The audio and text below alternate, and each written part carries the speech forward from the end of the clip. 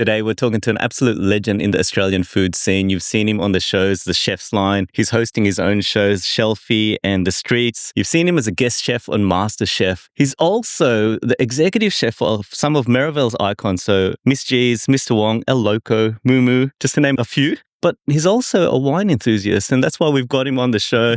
We're leaving you in suspense because we're not going to say who it is just yet. I'm Jason.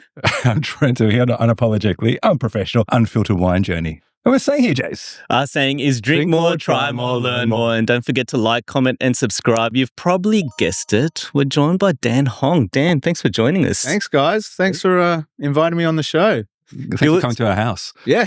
Great house, by the way.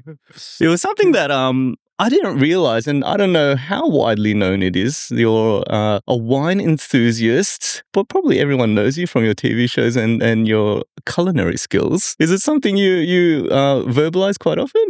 Not really. I don't really. I mean, sometimes I post a lot of the wines I drink on my stories and stuff. I don't really tend to post them on like my main page. I'm not sure if people really care about whether I'm into wine, but I have actually made a lot of friends through wine in the past, 5-6 years. So that's pretty cool. Yeah, nice. Because obviously wine's all about sharing your bottles and stuff like that. So yeah. So we thought, because you're a wine fan, you're also obviously a food fan.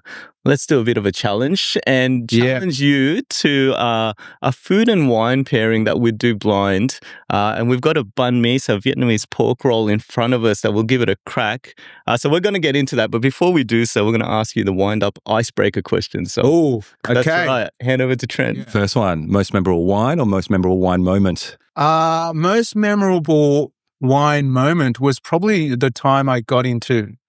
It really clicked with Burgundy.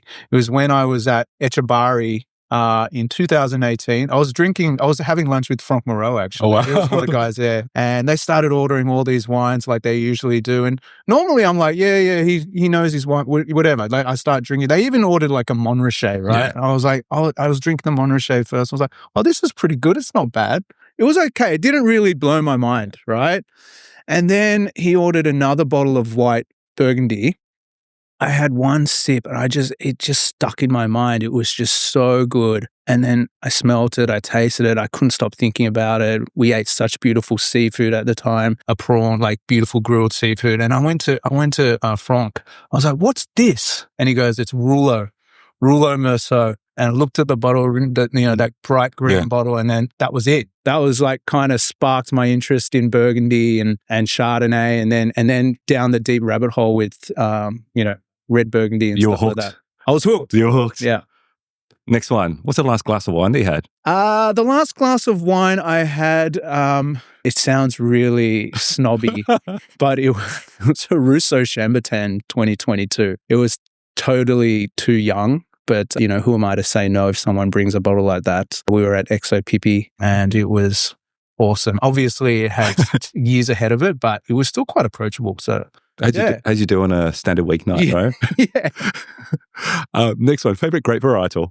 Oh, it's Pinot Noir, for sure. I just love the perfume that Pinot Noir gives you. And if you talk to anyone who's into Pinot or Burgundy, it's 90% all about the aromas, not really about, it is about the taste, but it's more about the smell. But you talk about the ones that hooked you, which is the whites, the Chardonnays, the great white. I know, but then it just, once you get, I don't know, once you get into the reds as well, it's just.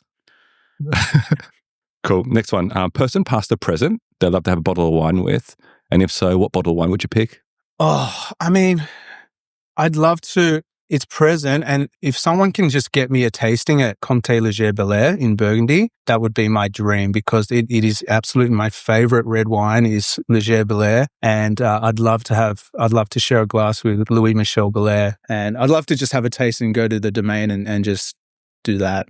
I haven't heard of it, but we are going to Belgium. Maybe hook it up.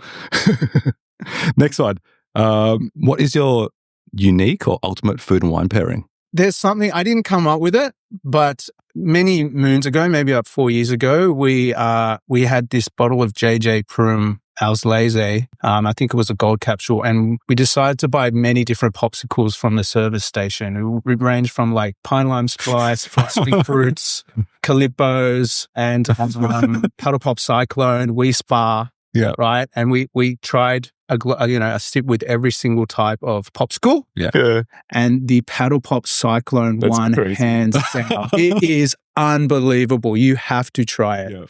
Yeah. So Cyclone with JJ Prum. Okay. Yeah. Got The it. cyclone's basically lemonade. No, it's Twisted, not. isn't it? It's the red and yellow. And You could taste pineapple or something. Yeah. Oh, It says the flavors. It's the original flavor, but it's like blueberry, peach, and pineapple or something like that. Or raspberry or something. It's unreal. nice. Another thing to try. Last one. Biggest lesson learned on your food or gastronomic journey? Biggest lesson learned. I don't know. I mean, you never stop learning and never just, I guess, you just got to keep it exciting. You've just got to make sure you're constantly, I'm always inspired by whatever I eat, whenever I go overseas and stuff like that. So, I'm not sure if there's a lesson learnt about this, but it's just, you've always got to keep yourself inspired. Are there certain great mentors that you kind of learn kind of key points from? In terms of cooking? Yeah, cooking. Of course. Yeah. I mean, if you're becoming a chef, it's always important to have a mentor. And I'm fortunate enough to have a couple different mentors from, Mark Best to Brent Savage and so on. So, it's very important when you're a young chef to have a mentor, for sure. Cool. That's the icebreaker questions. That's the icebreaker questions. And we've got a whole heap more to ask, like a list of 1 million between the two of us. But we want to talk about this challenge first. So what we thought we'd do, we wanted to do a challenge with you about choosing a childhood snack that you enjoy and then talking about a wine, or all of us choosing a wine. No one knows what wine that is. The challenge was under $200, so quite a decent budget that we could go between. And then we'd just pair and see which one was best and see how it goes right at the end. We talked about the childhood snack, and what you've chosen is a banh mi. Why? Why the banh mi? Well, I chose the banh mi because obviously my mum, I grew up in Vietnamese restaurants. My mum had a restaurant since the early 90s, from 1991 onwards, called Tan Bin on John Street. And on the weekends, obviously, they were too busy to look after me at home. So I was stuck at the restaurant just doing nothing or just roaming around the streets of Cabramatta. So something like a banh mi was very common. I'd just go out and grab that for lunch and so on. And then obviously at school, my mum would make banh mis and put like stuff like meatballs inside, and it would stink my whole bag because it's full of garlic and stuff. I'd be quite embarrassed. But, something like banh mi is that's what I grew up eating. Yeah. Have you tried the Cabra snack pack? So you get the Ridley chips, the pork roll, and then they get a fruit shake as well. Oh, I used to do that. I mean, for sure. I mean, the Ridley chips, they're so good. Hey, it must be like that seasoning. It's something about special seasoning. Yeah. And a load of it. Yeah. The fruit shake's mad. You always go during summer because I've always got fresh mangoes. So I like to get mango, jackfruit, and something else. But I miss them, eh? Yeah. The fruit shakes, So they're good. hard to get these days. Yeah. I'm so happy you're talking about Ridley chips. That's one of my favorite things in the world. Yeah. Is that the best chips in Sydney? Oh, I'm not sure about that anymore, but they're definitely, I mean, because we grew up on them as kids, like there's something special about it. It's that nostalgia. Yeah. I haven't had them in a while. Maybe next time I go to Cabra, I'll try Gotta them. See if have they're it. still as good as I remember. Well, when you were choosing the banh mi, I'll hold this up here. It was from a specific place, Banh Mi Baigno. Is that how you pronounce it? Baigno. Yes. Yeah. Yeah. Let's go with that. Yeah. But yeah, they're an institution in Bankstown, so good spot. Everyone's got their own banh mi place. Why do you reckon this place is really good? Oh, it's an institution. It's been there for years, and it's the fact that they've been there for years just shows that they're one of the best. Is it the bread? Is it the meat? Is it the pâté? Is it the sauce? It's everything. I mean, it's the bread, it's the meat, it's how they assemble, it's the order in which they put protein, veg, the amount of coriander is important, the amount of pâté is important, the special sauce is important. You know what I mean? It's many different which is Maggi. That makes some places just add Maggi, which is that's fine. That's if you're making it at home, but the real places make their own sauce. It could be a mix of the juices in which they roast the meat, combination with like Maggi and stuff like that. And have you done a Dan Hong banh mi? I've done many Dan Hong banh mis. Is it better than this or different? Oh, I don't know. It's hard to get that you can smell it. It's like the smell of the essence of banh mi. I can't get that. Like it's just kind of like, Ooh. Yeah. So let's just dive into the challenge and start off. I reckon chomp into it, guys, and try wine A only, and just kind of recall that. Like if you think about this, it was interesting because what you said was do it with the chili. And I was like, oh, the chili's going to make it really hard to pair with because the chili might overpower everything. The thing about, and also with banh mis, they always tend to put the chili in one spot. Yeah. So you have one bite, it's like your whole mouth's on fire. Yeah. So I'll hold this up while you guys chomp, and hopefully you can see that on screen there. It is like it's already colorful in presentation. It's got the pâté, the meats. It's mayo, right? It's not butter. It's mayo. Cucumbers, coriander, pickles. The chili looks like it's spread throughout. But like I always judge it based on the bread first. That's very good. Oh, in the faces there. So crack into the first wine. What are you thinking, Dan? You are really enjoying that. That works. That works straight away. Hold on. Maybe that's because you chose it. At the end, we're going to try guess what things are. What I love about this one is sometimes the bread's a bit chewy. This one just kind of like you bite into it, it's soft, but then it still comes off quite well. Oh man, this is so good. I haven't had a banh mi in a while because I've been on a diet. So this is very good. Very good. Yum.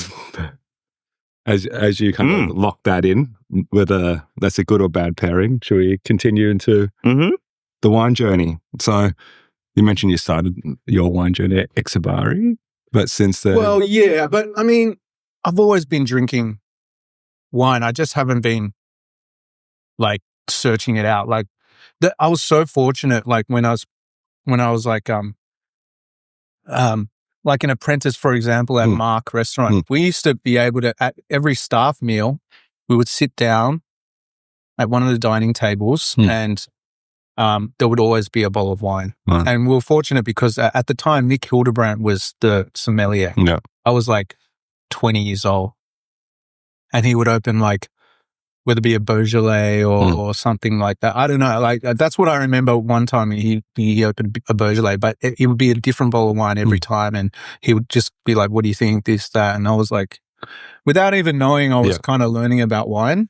Did it start with your profession or did it start with family? Were your family drinking as well? No, I mean, I guess not really. I mean, I guess like all Asian families at, barbecues and stuff, they would be drinking wine, but it was probably just some big red from the Barossa or some shit like that. Like, you know what I mean? Like, that's what Asians drink, eh? Like, my dad still, like, it took a while to get my dad into Pinot because he was just like, this is like water. Yeah. Give me the power. Yeah. But now he's into it, so it's pretty cool. Oh, a lot more expensive as well, though. Yes. You can still do the $10 ones in the cheap bins, Yeah, my dad used to drink clean skins, actually. Yeah. Anyway, yeah. From there, it's grown through restaurants, but is that been an evolution in terms of your understanding of wine, the wine and food? Yeah, I mean, of course. I mean, before I was super into wine, I would always, when I ate at fine dining restaurants, I'd get the wine pairing anyway. Okay. Do you know what I mean? Even though it was like, sometimes they would explain the wine, I wouldn't really be listening, but I would always still try and see if the wine went with the food and the dish and stuff, Yeah. I wasn't really interested in what the wine was, but more about, that does go with that dish or so on. You know what I mean? So how do you think about it? Do you think it uplifts or complements, or how do you think about wine and food? For me, I think the funny thing is back before I was fully into wine, I was more about like, does the wine go well with the food? But now it's more like I'll go to a restaurant that has okay food and a really good wine list. That a restaurant that would have really good food and a crappy wine list and they don't allow BYO. You know what I mean? Like if they have really good food and they allow BYO, that's like, thank you God. But if it's like, as long as they've got a steak on and they've got an amazing wine list, I'll go there all the time. Do you know what I mean? It's kind of weird. Like, it's like, that's how I've changed, I guess. Cool. Any of those steakhouses or BYO places that you recommend? There's not many BYO places. That's why I mostly go to Chinese restaurants, because they're so good. You know, you can bring like a bunch of bottles with your mates and just, you know, have a long lunch there. Yep. Order a few dishes at a time. Yeah. And be like, you know, you start with some champagnes and some wines, just order the seafood. And then once you go into red, and then you tell them, then you just order the pigeon and the duck and stuff. And it's just like, there's no rush. And especially if you get a bunch, you can get a private dining room. You can just like chill out and just drink and eat great food. Yeah. We'll delve into the kind of Asian and wine pairings later. But obviously you've been getting into wine. You've also been collecting wine as well. Yeah. What type of wines are you collecting these days? What's in your cellar? Well, I collect the wine. I don't like to say I collect, because I drink all the wines. Yeah. Like I buy wines to be drunk. Yeah. So I don't buy wines to sell. I don't think about how much it's going to be worth in a few years so I can sell it. So it's not an investment thing for you. It's not an investment, but that's what I like to tell my wife. Yeah. You know, she's going to hear this anyway. But it's mostly just, it's Burgundy and champagne. That's it. White and red Burgundy and champagne. Did you do the thing where you'd buy the birth year of your kids? I did, but the problem is like my youngest kid, who's born in 2017, is my favorite vintage for Burgundy, white and red.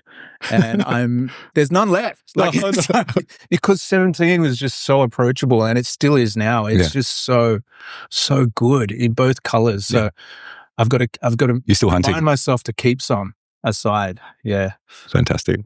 It feels like I think I read somewhere that you celebrated your birthday with a 82 Grange, kind of covering that year. Is that right? Yes, that was one of the birthdays I celebrated with my dad. I had an 82 Grange, and then another one I had an 82 Chateau Latour, which is, I mean. Oh, okay. I wasn't expecting you to say that. It was annoying because I bought it like maybe when I was 35, and then I had it on my 40th. Yeah. And it was just disappointing. I don't know. Maybe I don't like Bordeaux. You built up the hype, the expectation. Yeah. The Grange was better though. That's what I was going to ask. Did the Grange live up to the expectations as well? It did. Wow. Okay.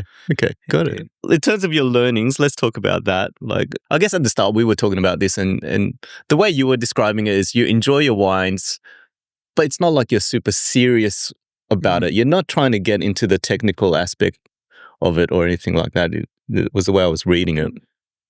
How are you learning about new wines? What wines you appreciate? Where are you getting your inspiration? I mean, to be honest, I follow a lot of wine drinkers on Instagram. It's kind of like and the funny thing is that you start to talk to each other on Instagram and you create this network. It's really cool. And whenever you're overseas, if they're from there, you just start, hey, are you free? I'm here for 2 days. You want to have a sesh? And more like 9 times out of 10, they're willing to catch up and share some great bottles. It's pretty cool. So I kind of learn from a lot of those guys sort of describe the wines that they're drinking. I read a lot of like stuff like Cellar Tracker before I buy a bottle, you know, or if I'm looking at a bottle on auction and should I pay for this bottle? I'll check Cellar Tracker and see what the you know, what people think of the wine.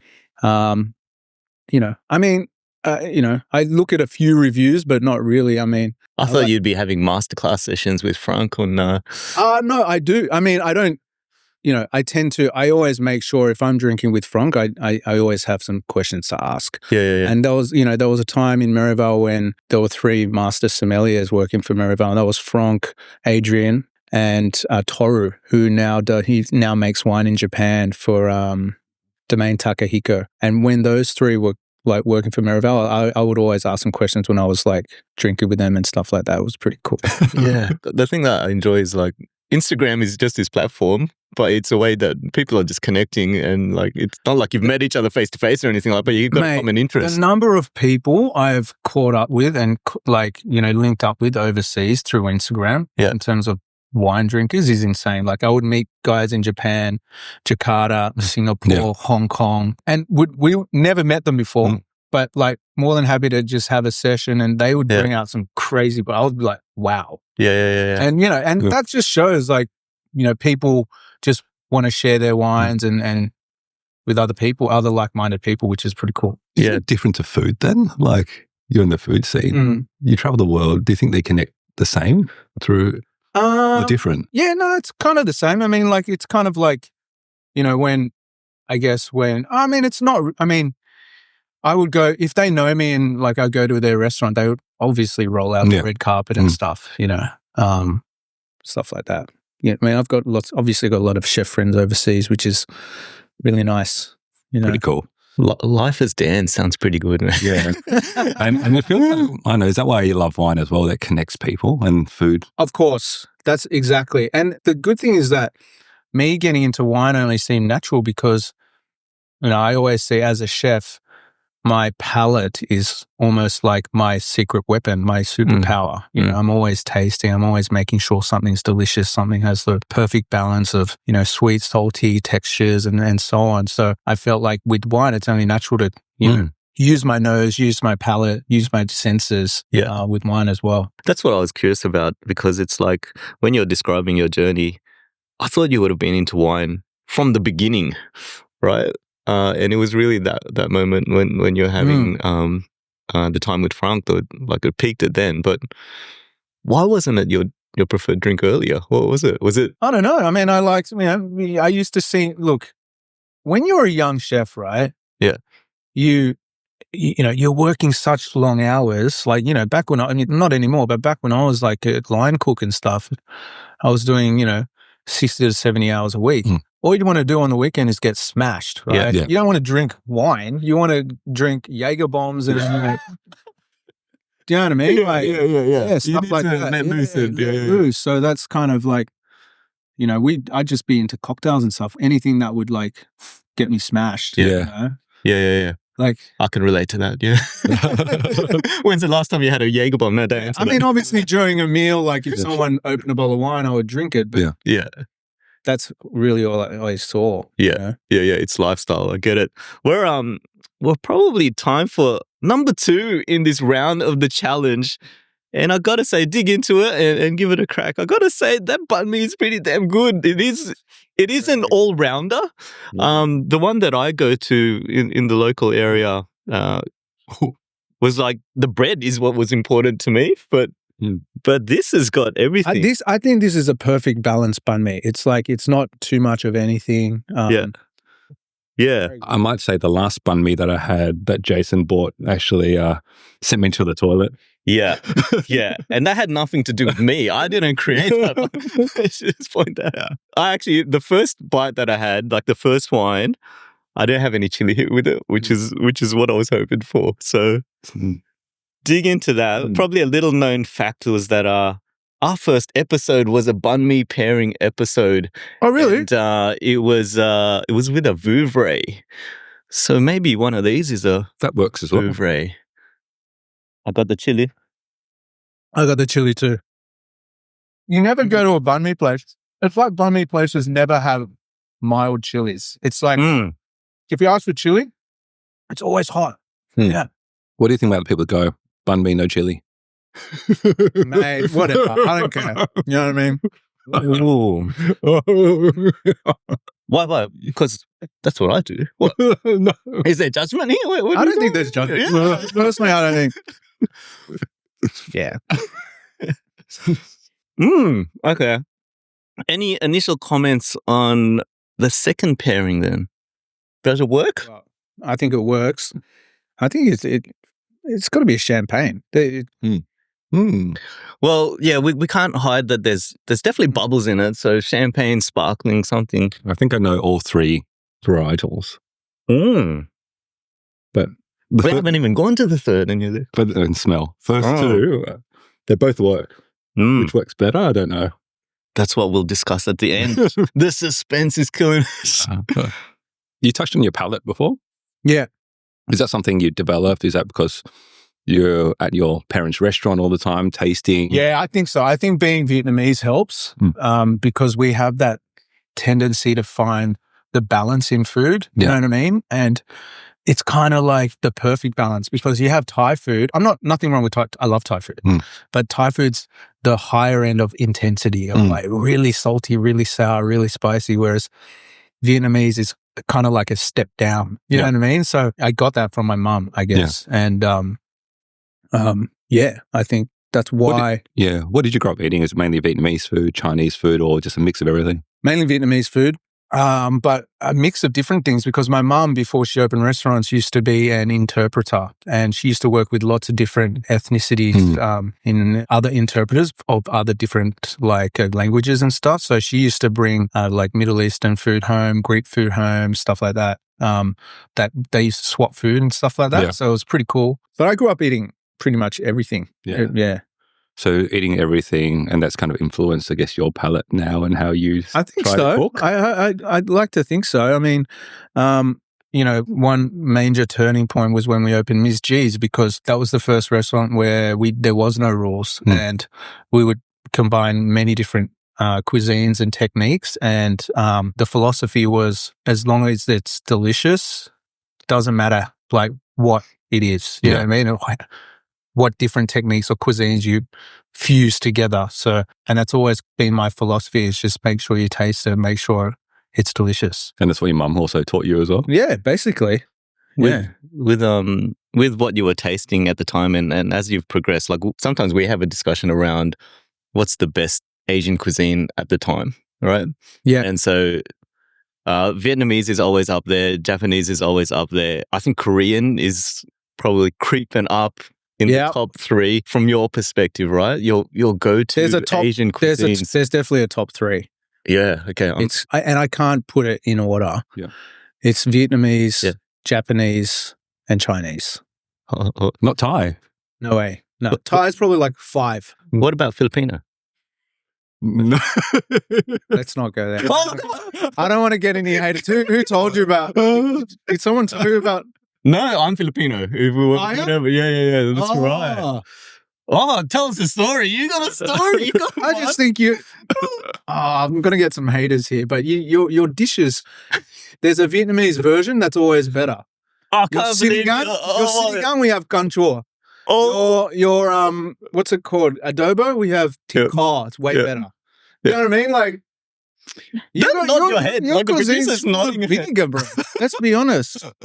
This is backfiring because I wasn't hoping you'd be talking it down, but you know what? I need someone to prove me wrong because, like, I'm open to it. Like, I'm sure if I went to the Philippines, I'd be amazed at how good the food is. Like, that's how I looked at Indonesian food before too, because I'd never gone. My wife's Indonesian, right? So I wasn't exposed to real Indonesian food until I went to Jakarta and obviously ate the food in the country, and it blew my mind. Right? Yeah. And now I love Indonesian food. It's not in my top 5, but it's still awesome. There's a good reason why there's not a lot of Filipino restaurants around. Because you've got to really know the best place from your. I just don't think it has the same depth as other cuisines. Like, yeah. Honestly, I don't know if you agree with me, or this is backfiring hard. So I really want to edit this part out. The problem is, right, all of my mates, Trent included, have gone, every time we eat it, they go, oh, it's just a rip-off of what we do, mate. So it's exactly what you said. But I'll find some good places for you. Lechon is mad. Yeah. Lechon is good. Yeah. Jollibees, Jollibee? Oh, yeah. Jollibees. Oh, there you guys gotta have Jollibees. Yes. Right? Best fast food chain probably in the world. Yeah. So if Lechon and Jollibees is already good, it should be in the top 3. But have you had babi guling? Yes. Yeah. It's up there with Lechon, I think. It's who did it first is the question. But anyway, let's not go into it. Let's talk about your guilty pleasure, right? Like if you just had enough and you just want to pig out on something, often my go-to is it's a twister with 3 wicked wings. So it's a twister combo. Yeah. Is it the ultimate box? No, is it? It used to be the ultimate. box. They keep changing it now. I don't know. But I actually had it 2 days ago. Anyway, guilty pleasure. I love Macca's, bro. Macca's? I do love Macca's. Yeah, I do love Macca's. What would you get? I love all Macca's. Like I love, but it's not saying I eat it a lot, but it's always a ritual when I'm before an international flight. Yeah, Macca's always. Yeah, I love the breakfast. You know what I mean? I think it's a rip-off though. Like it's a rip, mate. Macca's is expensive now, bro. But sausage and egg, not sausage egg bacon. muffin, or are you doing the big breakfast? No, I'm sausage and egg. Do they still make the big breakfast? I think so. I think they don't. That was back in the 70s. Which is the sausage egg muffin that separates. Sausage and egg, couple of hash browns. You know what I mean? But like, and then if it's like lunchtime, I'm always getting I like a quarter pounder with a steamed bun with Big Mac sauce. You should get that combo. With a steamed bun? Yeah, steamed bun. So the same bun as like filet of fish, like it's steamed. Oh, yeah. I've heard this. So soft, bro. So quarter pounder on a steamed bun with Big Mac sauce. Get that. Plus a filet of fish on the side. 20 nuggets, sweet and sour sauce. Yep. 20 nuggets you got to do. This is the hack, right? Like you have to order this special. Yeah, you got to ask. And you can't do it on the screen. Like they don't have you've got to just order it. Do you have to be Dan Hong to order it? No, not at all. I mean, I used to talk about this years ago on Instagram, like the double beef and bacon burger. That's probably a better size on a steam bun with Big Mac sauce as well. That's a good one too. Because everyone likes a Big Mac, but I feel like the bread to meat ratio is off. Like you got to get the 2 quarter pounders or the quadruple patty. Yeah, I love the quarter pounder, and then I used to love the El Marco burger. The cheese was whack, bro. Shaker fries was good. Shaker fries was mad. You know, in Hong Kong, it's like always on the menu. Shaker fries. Wow. Yeah, they do that in the Philippines as well. Guys. Yeah, just saying. If we think about what you were growing up, well, I guess what you were saying was Asians, as always, red wine. It was also XO, bit of cognac. Yes, did you have that? Yes, yeah? Of course. You said that somewhere that durian and XO works well. And I'm worried about that combination. That sounds like poison. Yeah, well, that's what people say. People were like, when I was telling people we had durian with XO, cognac, brandy. If you're Asian, they're like, you're still alive? People like, that's like a urban myth. Like, don't drink with durian, you will die. You know what I mean? It's like, well, I didn't die, but it was funny. It was like, we had it. I mean, we were already drunk when we did it. It was kind of like, I think it worked. You know? Okay, so you haven't had it sober, so we don't know. Yeah, I haven't had it sober. Okay, thank God. I haven't had it sober. No. You know what my grandpa used to do? He used to put like ginseng inside the XO and kind of leave it there and then drinks the XO. So it's good for you. Good for you. It's good for you. Of course it is. That's why my grandpa lived to 99. So, but we talk about Asian food, and it's always one of I find hard ones to kind of pair with. Like the flavors are so big. I don't think so. Well, it depends. It depends what you're saying. Asian food, and Chinese food. Chinese food says that. Chinese food is easy to pair with, in my opinion, unless you're talking about Sichuan food or something like that. But Cantonese food is, for me, it's very relatively easy to pair. I feel that's always going to be like. It used to be the big reds, but it feels like it always has to be a white wine now to kind of pair with Asian food. Mm-hmm.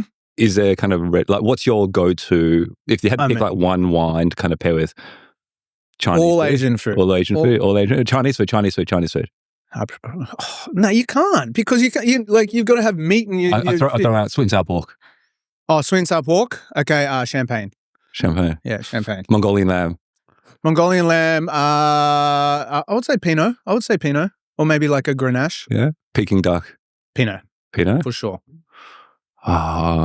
Chicken fried rice. Chicken fried rice. That's like a Chardonnay or something like that. Chardonnay. Yeah. Okay. So didn't do white wines. Okay, cool. Let's continue on that train of thought then, because let's do Dan Hong's wine pairing with Dan Hong dishes. I had to close my eyes and really think about that. Go. So, what are my dishes? Let's go. Miss G's Stoner's Delight. What would you pair? Oh, okay. Well, Stoner's Delight, that's definitely like a Sauterne for sure. Yeah. For real. Yep. Definitely. Okay. Dechem. Preferably. Got a couple of those. Yeah. Mr. Wong's Peking duck pancakes. You answered this already. It's red Burgundy. Yeah. Red Burgundy. Yeah. Mumu's sweet prawn beetle leaves. Oh. I would say that's a sparkling. I would say it's something like a champagne or maybe like a Riesling. I reckon champagne. I reckon champagne would be nice. Actually, I don't know. That one's weird. Maybe like Riesling. I was thinking Riesling, Yeah. maybe off-dry Riesling, maybe. Yeah. This one I love, and I got to say, like, 20s and 30s, we'd go here every Friday, El Locos, and the hot dog, like, everything's good. But the Dan Hong hot dog, feels weird saying that sentence. That's delicious. That is nice. Mate, a beer goes with that. Let's be honest. Like, yeah, I mean, the hot dog. Sparkling Shiraz? What do you reckon? Maybe. I don't know. Champagne do. Yeah. Champagne would be everything. nice. Yeah, champagne does go with everything. Nice. Yeah. So that's Dan Hong's wine pairings with Dan Hong dishes. Let's jump into number 3. So give it a taste. And this one is interesting because the third wine is a red. And Trent, based on the smell, said he could call it out. But It's a Pinot, right? It's Pinot. Oh, they good Pinot. Bit of bunch work on it. Macca. Would have been interesting doing a rosé with the banh mi. I think that would have been a champagne rosé. What are you thinking, Dan, having this? I think it's got the acidity to counteract the richness of the pork fat and so on. You know? Yeah. Keeping the cards close to the chest. I did feel like you got to get the right bite of this because if I'm going too far left here, it's all veggie. If I'm going too far right, it's pork. So I'm kind of a corn cob eating all throughout. The thing is with banh mi's, it's an efficiency thing, right? So they're going to put all the meats and then the veggies. Yep. They put all the veggies and then the meat. You know, some places, if you get like the crispy pork roll, they'll put that on top because you want to see it. Yeah. You know what I mean? So I know the assemblage of banh mi could be better in all banh mi shops, to be quite honest, because they need to have, because every time I have a bite of banh mi, you got to take 2 bites. You got to take a bite of the meat side and the veg side. Yeah. You know what I mean? Like if you're talking proper, like. Has anyone done the right ratios and mixed it up? Nah, because they're balls deep. It's too hard. They have to like. Oh, the efficiency part. Yeah, the efficiency part, right? That could be a banh mi that comes out. We'll take it slow, but you'll get the right ratios. What do you think about the different variations of banh mi? You know, you have the meatballs. Oh, yeah. I mean, my go-to is this banh mi tit, but with 2 meatballs, siu mai. Ooh. Yeah. Oh, wow. Yeah, you got to get that because they put the siu mai sauce as well. It's next level. Extra coriander, extra pâté. I mean, it's big. It's like the banh mi version of an ultimate double whopper. Like, you got to be super hungry, and that will fill you up for the whole day. But that is that used to be my go-to all the time. Like when I was younger. Ooh. Do you do the pork crackling as well? I do. I mean, I like the pork. Obviously, everyone likes the pork crackling. It's how can you not?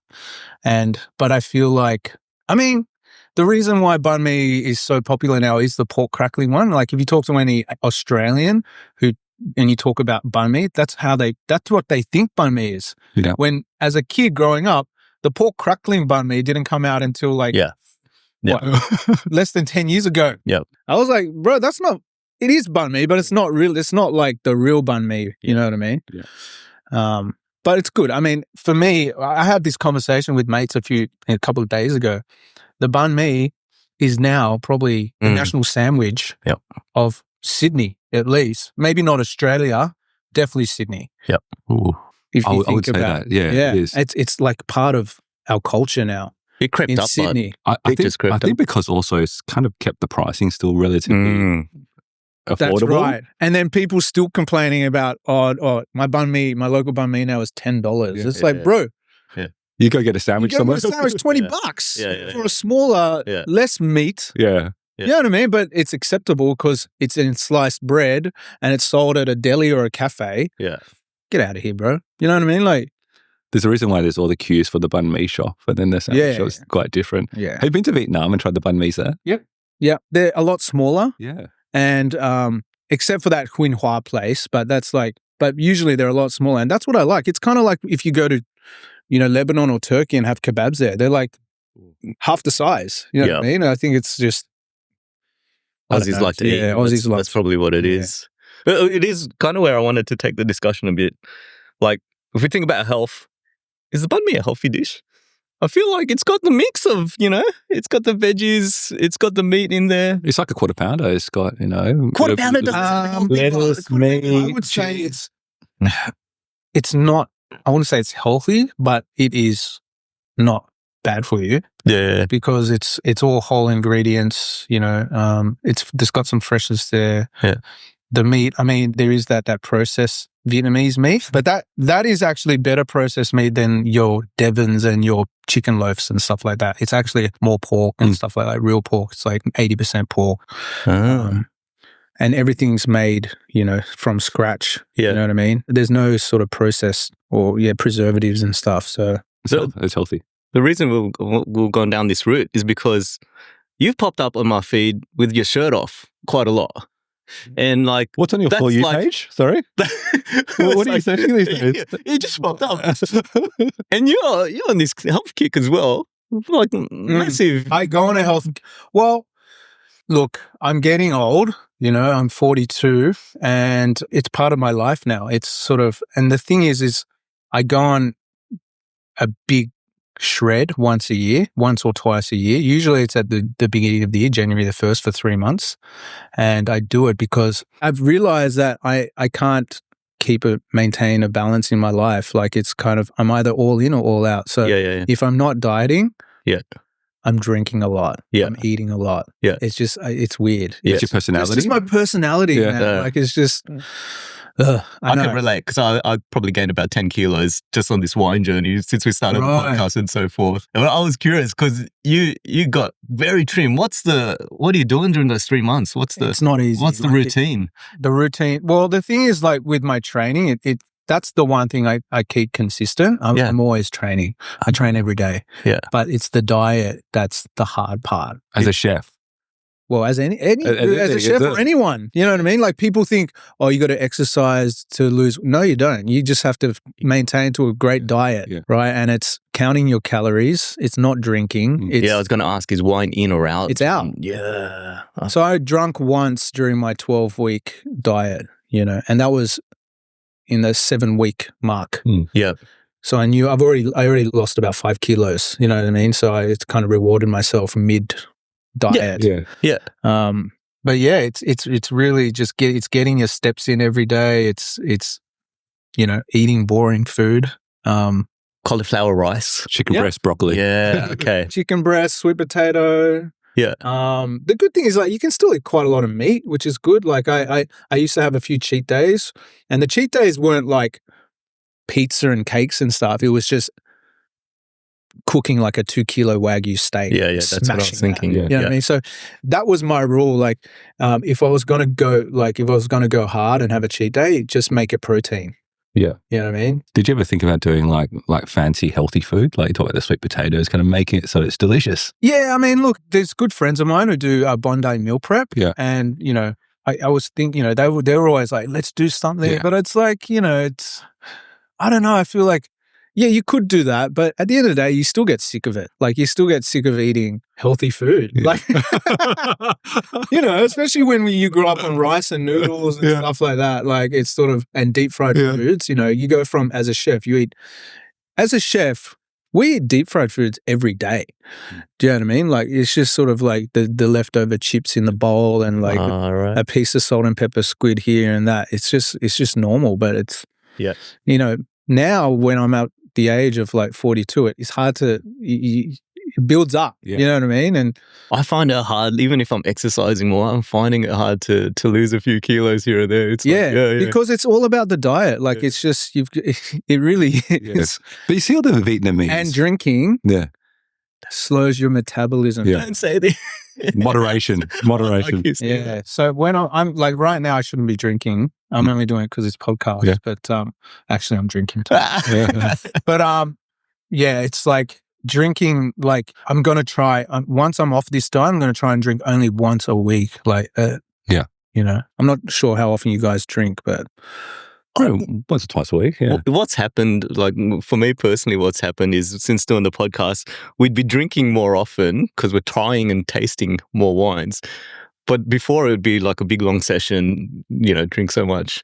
And now it's like just trimming that down and not drinking so much. Spinning a lot more is what's happening more than anything else because we're tasting so many wines on this. But I also feel that there's like this obligation that I have to like do more exercise to kind of balance it out. You guys train? I'm cycling. I'm running. Yeah. Oh, yeah, cool. Yeah. At least you're doing something. Yeah. So running and trying to eat healthy as well. Yeah. So it's a balance. Yeah, good. That's what I was trying to work out. Like, are you on the Mark Wahlberg 4 a.m. routine? You're waking up, getting out, I don't know, ice on the face and... Nah. But I do train before, every morning before my kids wake up, basically. I train every morning at 7 o'clock. Yeah. Resistance, mostly resistance, but also cardio. Nice. Yeah. If you look at all the Vietnamese food, all the Vietnamese people, like they eat all this stuff and fried foods and they're still so skinny all the time. Yeah, I don't know. I mean, I don't know. I don't know why. Like eating carbs, right? Like pho. Where's the best pho in Sydney? There's a question. Oh, it's Anne. It's still Anne. Bankstown. Yeah, still Anne. Because I grew up eating. I've been going there since I was like 3 years old. You know what I mean? Like, yeah. But the best pho is my mum's. But like, you can't get it. Like, best bun xiao. Oh, I don't know. I mean, I love that. Yeah, I don't know. I mean, I would say bun xiao bar was really good. Oh, yeah. And that's not really made, not proper authentic, but very good. I go there all the time. It's cool. If we think about the future and what's coming up ahead, any exciting things popping up in your world? Yeah, well, as you know, I'm the chef of the establishment, the whole building, and we're opening up a new kind of a bar, cocktail bar. I can't really say more than that, but it's going to be amazing. It's called The Press, where Est used to be. So Peter Dawes Fine Dining Restaurant, and we've totally transformed the room, and it's going to be one of the coolest places to get a drink. When's it launching? Next Saturday. So the 6th of September. Wow. And I'm doing the beautiful snacks there. So you can get my version of fried chicken, really cool, fancy snacks like caviar and sea urchin croutons with mud crab and stuff like that. So, what would be good there? A Filipino sisig. That would be delicious. Just think about it. Don't need to answer now.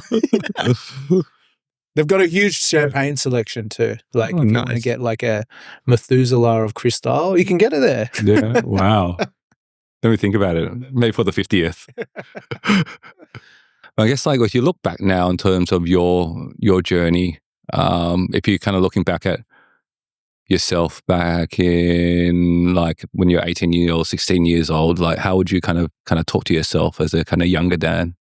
Oh, I mean, I don't know. I mean, look, the thing is, I'm super grateful for where I'm like from back where I started my career to now. Like, I'm not going to lie. Like, I'm lucky. You know what I mean? I'm lucky to get the opportunities I've been given, mostly around working for Merivale and Justin and the opportunities he's given me. So, I don't regret I don't regret really anything in my career because I did.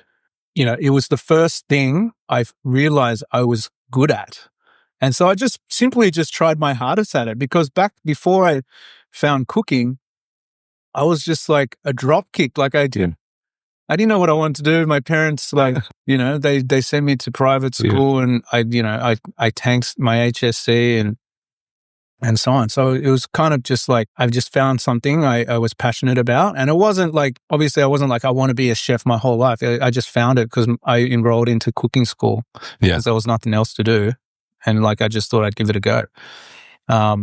And, I'm very fortunate to have these opportunities along the way, to have certain mentors all through my career. And I don't really regret working at like, taking this decision here or taking this decision here, because if I took a different decision, maybe I wouldn't be where I am now.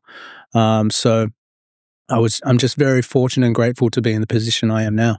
Did you ever think about going overseas? All the chefs do stints. Well, overseas. I wanted to go overseas. That's the thing. The thing was, I won the Josephine Pignollet Award in 2008 this was like the best young chef. And I wanted to go work in America. I wanted to go work in New York at the time for this chef called Wiley Dufresne, who was at the time WD 50. Yeah, that was like molecular gastronomy was like the big thing, right? And I went there to stage, and I was like, "Oh, I want to get sponsored." And he goes, "No, we don't sponsor people." Yeah. Like some of the guys that were working there, like have been working there for years, just getting paid under the table and working illegally in New York and stuff, including with this Aussie guy I met who worked there. I was like, "Oh, okay." And then, so that didn't work out. I staged there for 2 months. That didn't work out. So I came back to Sydney, and that's the second day I was in Sydney. I got the call from Frank Roberts, who's now like one of the head of food and beverage for Merivale, about working for Merivale. And that's kind of where it got, like the rest is history. I got my first head chef role at Lotus when I was 23. Wow. Yeah. I think you probably reflect back, very lucky and grateful then in terms of that journey that you've had. And I don't know, we went to, I think when Miss G's first opened, was it 20? How many years ago now? Mate, that was 13 years ago. 13 years ago. Hectic, eh? Yeah. 2010, December 2010. So you might have gone in December or maybe early 2011. I remember trying to book through, line up and trying to get into there because it was one of the hottest places, I think, in Sydney. So so great to see your journey. Yeah, totally. And it was like, I think you've definitely had your stamp on Australian culture in terms of the food scene. But it's also great to see you share your views on wine. We're going to get to the reveal in a second and do our judgment on what we think between us democratically were the wines that worked well. Before we do that, I wanted to do a quick thing around your 80s baby, we're 80s babies. Kind of do a this or that for Dan Hong's food and stuff related to the 80s. So okay, yeah. Going to tell you two things. You choose which you prefer. Don't need to explain it. Just let us know. We'll start it off with you're at Tan Viet. You order the crispy chicken. Do you go noodles? You go rice? Flat egg noodles. Flat egg noodles. So not dry or wet? Yeah, dry. Dry. Okay. I knew exactly what to say. You knew. Tequila. Oh, sorry. Shot. It's tequila? Yeah. Or it's soju? Oh, tequila. Tequila, for sure. Yeah, the karaoke bar. You get to choose Bon Jovi's Living on a Prayer or Silk's Freak Me. Freak Me, for sure. I was hoping you'd say that. Fine dining or Cabramatta Food Court? Cabramatta Food Court. Hands down. Chico roll or potato scallop? Marathon spring roll. What's a marathon spring? Bro. Oh, the other one. Like, so, what? So Marathon makes two. So when you, back in the day, right? Yeah. There was the spring roll or the chico roll, which is the spring roll, which is made by Marathon, but it was like this big. Yeah. That was the one to get. The chico roll's dry as fuck, like, and it's like stodgy. It's terrible. Chico roll sucks. Was the chico roll had like this crumbly wrapper around it? Yeah, it was hard. Oh yeah, rough. The spring roll was a smooth wrapper. Yeah, it was this big, same size as a chico roll. Yeah, and it had this creamy cabbage filling inside. Yeah, wasn't really a spring roll, but that's the one. All right. What about potato scallops? Don't like them. I love potato scallops too. I do. But I would, if it was over the chico roll, I'd choose potato scallop for sure. Chico rolls suck. Yeah. They're terrible. I used to eat potato scallops thinking they're fancy because it's scallops. But really, it was like 20 cents. Let's go. Aggro or Mr. Squiggle? Aggro, for sure. Yeah, he was a bit of a rude dude. Yeah, very rude. Funny, Gay time or Magnum? Gay time, easily, by far. Gay time's the best ice cream in the world. Yeah, okay. And lastly, the most important question, Indomie mee goreng or Shin ramen? Oh, yeah. I would have to say mee goreng. With egg, yes. With egg, and if you're trying to feel really fancy, shave fresh truffle and the egg cooked in brown butter and shave grated parmesan on top. Oh, try that. Yeah, it's mad. Wow. Yeah. You said your wife's Indonesian? Yeah. So you cook that for her birthday? That's what I'd be telling you. Far out. I don't know what that game proved, but I just like the fact that you said "Freak Me" is the song that you'd sing. So that's mate. It's on on many of my playlists. It's on your. Yeah. We need to find out what that is. All right, let's jump to the verdict and the reveal. Does anyone need to do another round through? I'm good. Everyone's got their choices. All right.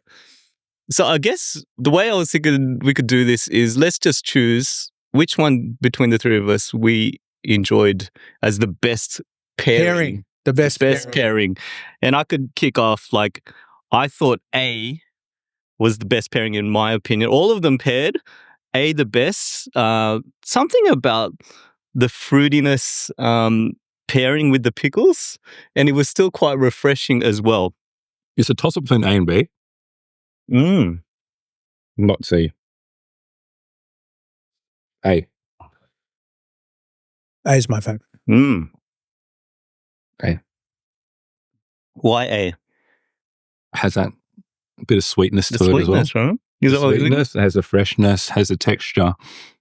It has a kind of like rounded texture that really matches with the kind of pâté and the mayo around the banh mi, but it has that kind of zip and zing come through. But I just like the, I don't know, the especially the fragrance of it goes really well as well. Like, can you pick what varietal it is? It's got to be a Riz. Is it a Riz? No, it's not. I was thinking I was thinking it might be the Vouvray. Something really fruity. Reveal it? We'll do it after this. Next up, second favorite. I like the B. B? Yeah. B. Okay. And then Dan's C. nodding. And then C. All right, let's do the reveal. So we got A first. Oh, I've got to undo these little things. Oh, no way. Very nice. Profits from Pinot Gris 2022. Had this recently. That's delicious. All right. Number 2. B, I mean, not number 2. Champagne. Oh. 2013. Charles Heidsieck 2013. Very nice. Very nice. And then C. Here we go. Oof. Need to, we got a Clos de Rue Massana. 2021. There we go. Was that expected? Did anyone get any surprises No, there? not really. No. Have you had the Profits Rock before? No. It's very nice. Yeah. Very nice. That Profits Rock Wolf had when, like, 3 months ago or something like that? Easter break. Ooh, it was fantastic. I don't drink much Pinot Gris actually. And this is actually my one. The reason why I picked this one was when we had it, I always think Pinot Grigio is very zippy, zingy, zesty type of wine. This one's got kind of texture to it, bit of sweetness that I thought will really kind of match up well to the robustness of flavors of the banh mi. I went with B. I went with the champagne on the basis that I was looking for something to kind of refresh the palate. I thought it's got that kind of citrus, and then I thought the bubbles is just going to clear it all out. I was super worried about the chili overpowering it. I kind of feel like if I bit into a different area, it balanced it out more than anything else. But it wasn't that bad. It just didn't have the same good combination with the sweetness from the fruit. And so, Dan, you brought the last one. Why did you choose that one? I chose it because I feel like 21s are really approachable. They're super light and fragrant. Yeah. Lots of red fruits and stuff. So I thought that would just go really well, especially that one, which has quite a bit of whole bunch character. Yep. It has the acidity to go well with the richness of the pâté and stuff like that. Yeah, definitely the pâté pairing with the Pinot was a go. That was awesome. I reckon all of them were good, different style of preferences. Curious to the community out there, let us know in the comments below what you would pair with the banh mi. Dan, it takes us towards the tail end. Did you have any last messages you wanted to share for our audience? For me, wine shouldn't be so serious. So, I like kind of pairing weird combinations with wines and stuff like that. And, it just doesn't have to be always like, duck with Pinot or, spicy food with Riesling or something like that. So it's always cool to just sort of, try food and drink great wine and, drink wine with your closest of friends and just drink the wine you love to drink. Yeah. Awesome. Trent, any last reflections? Last reflections is, I'm such a big fan of your kind of food journey as well, and have you kind of joining us on the podcast. I love how with wine and food, it's that connection between people and how that can bring us together. And yeah, I'm so looking forward to everything that's in front of you as well. Like I'll be at your restaurants, trying those things out, and hopefully have a bit more kind of wine experience as well in the future. Thanks.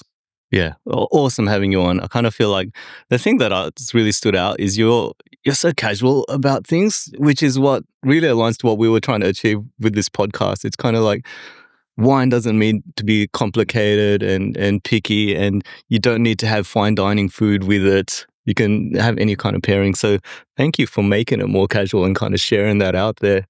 I appreciate you coming on and sharing your views with us. That's us here at The Wind Up.